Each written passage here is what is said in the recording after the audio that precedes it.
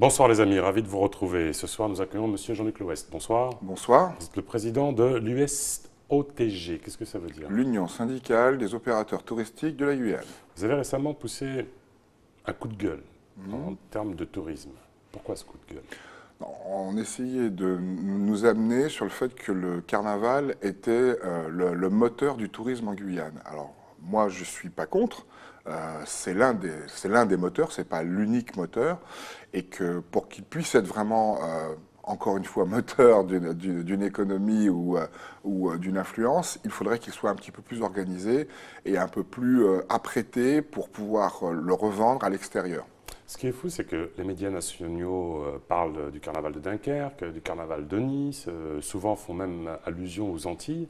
Nous avons le carnaval l'un des plus longs du monde et personne n'en parle. Bah parce que aussi, c'est à nous aussi d'en parler, parce qu'on n'en parle pas beaucoup. Il ne faut pas attendre toujours qu'on parle de nous, c'est à nous aussi de parler de nous.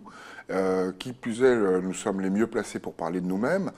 Aujourd'hui, la promotion de notre région n'est pas assez forte. On avait parlé d'un plan à tout France, une campagne numérique d'un C'est en montant cours, c'est en 500 cours. 000 euros. Oui, c'est en Alors, cours. ils servent à quoi ces 500 000 euros? Bah, ces 100 000 euros, c'est toute une campagne de pub numérique et non numérique qui va s'accompagner pendant un certain nombre de mois et qui va permettre de regagner en visibilité. Vous avez accompagné ce projet? Oui, j'en fais partie, oui. D'accord. Et alors le slogan?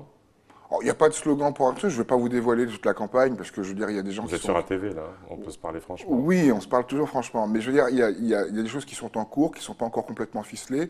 Je voudrais laisser aux gens qui sont les initiateurs de ce projet d'en parler eux-mêmes. J'apporterai mon concours le tant que faire se peut pour qu'aujourd'hui cette promotion soit la plus forte possible. Mais ce n'est pas la seule. Il y a d'autres voies qui doivent permettre de vendre la destination un peu plus. On sait que le tourisme a cette particularité de représenter une chaîne de valeur, c'est-à-dire d'induire des milliers d'emplois indirects, transport, hébergement, accompagnement, etc. Pour vous, quels sont les freins justement au tourisme guyanais? Il ne doit pas y avoir deux freins, il n'y a qu'une volonté. Ce n'est pas une question de frein. Une volonté politique? Je pense, de toute façon, je m'évertue à dire depuis maintenant un certain nombre de temps, partout où il y a du tourisme, c'est avant tout une volonté politique. Donc, je ne sais pas que Les acteurs, vous ne pouvez pas vous autosaisir, vous ne pouvez pas investir? Alors, c'est ce que je veux dire. Je ne suis pas là pour faire la promotion de la destination. Je suis là pour faire la promotion de différents produits que je représente. Mais non pas de la destination. Il y a des institutions qui sont payées pour ça, il y a des institutions qui sont financées pour ça, pour faire justement la promotion de cette destination Guyane. La CTG a un pôle tourisme, pardon, la CACL aussi, puisqu'elle a récupéré une compétence qui appartenait avant aux communes. C'est un millefeuille administratif, vous y retrouvez? Est-ce qu'il ne faudrait pas rationaliser? Écoutez, moi, j'arrive pas forcément à me retrouver dans ce millefeuille administratif. Effectivement, ça peut sembler partir dans tous les sens, et en tout cas pas obéir à un point commun. Aujourd'hui, il y a un organe du tourisme en Guyane qui existe. Il faut lui donner toute sa chance et sa compétence pour pouvoir y réussir. Et quand je dis sa chance et sa compétence, c'est lui donner aussi les moyens. L'Office du tourisme. Non, je parle du comité régional du tourisme, du comité de tourisme de Guyane. Il n'a pas les moyens? Non, aujourd'hui, il n'a pas suffisamment de moyens, ça c'est sûr. Il a besoin aujourd'hui d'un peu plus de moyens pour pouvoir réussir dans sa mission. Ce serait quoi pour vous un tourisme, je veux dire, satisfaisant? De quel ordre de visiteurs il faudrait en Guyane pour commencer à se dire oui, le tourisme prend? Alors, il faudrait déjà qu'on parle d'un chiffre, qu'on rentre dans la segmentation de ce qu'on appelle touriste.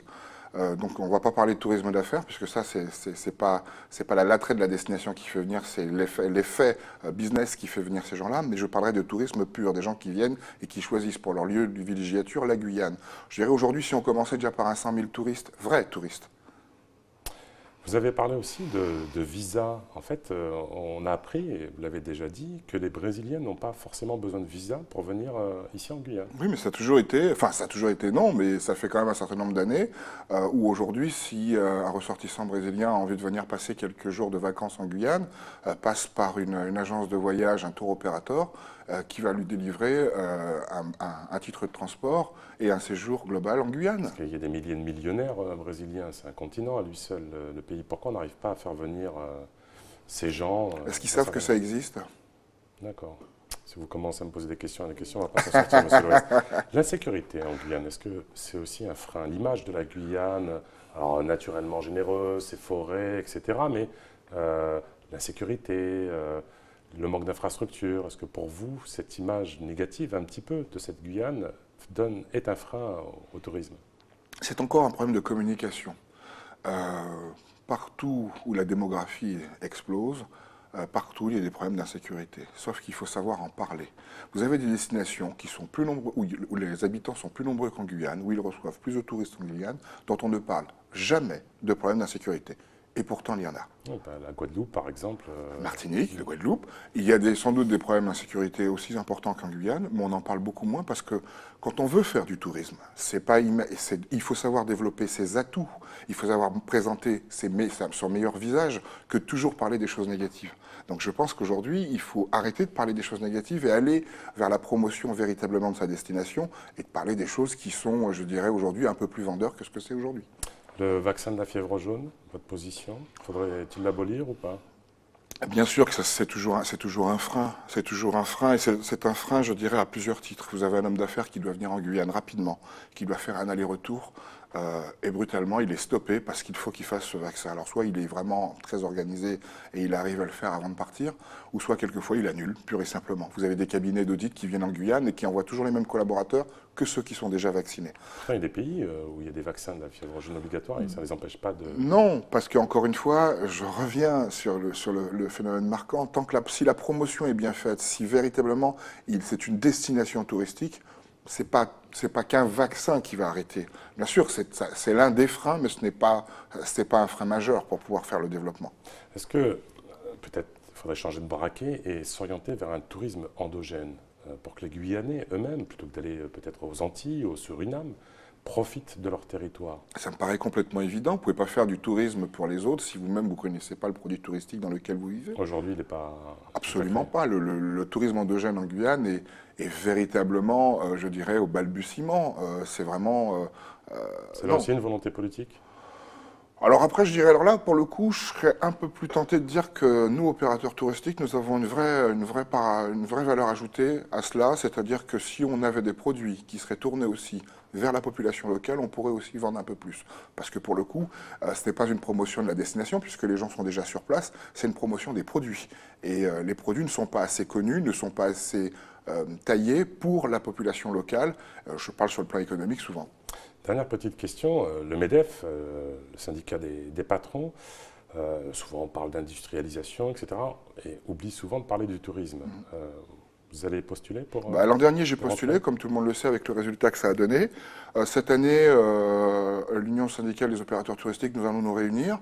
Nous allons discuter entre nous, voir qui se présentera au conseil d'administration. Mais il y aura un opérateur touristique au conseil d'administration? Écoutez, pour moi, ça me paraît évident. À partir du moment où l'USTOG est une filiale, quelque part, du MEDEF Guyane, il me paraît évident qu'il y aura un candidat qui se présentera au conseil d'administration. Monsieur l'Ouest, ce sera été la dernière question. Merci beaucoup d'avoir participé à cette émission. Les amis, vous pouvez sourire. Les amis, les programmes continuent sur ATV Guyane. Tchembé.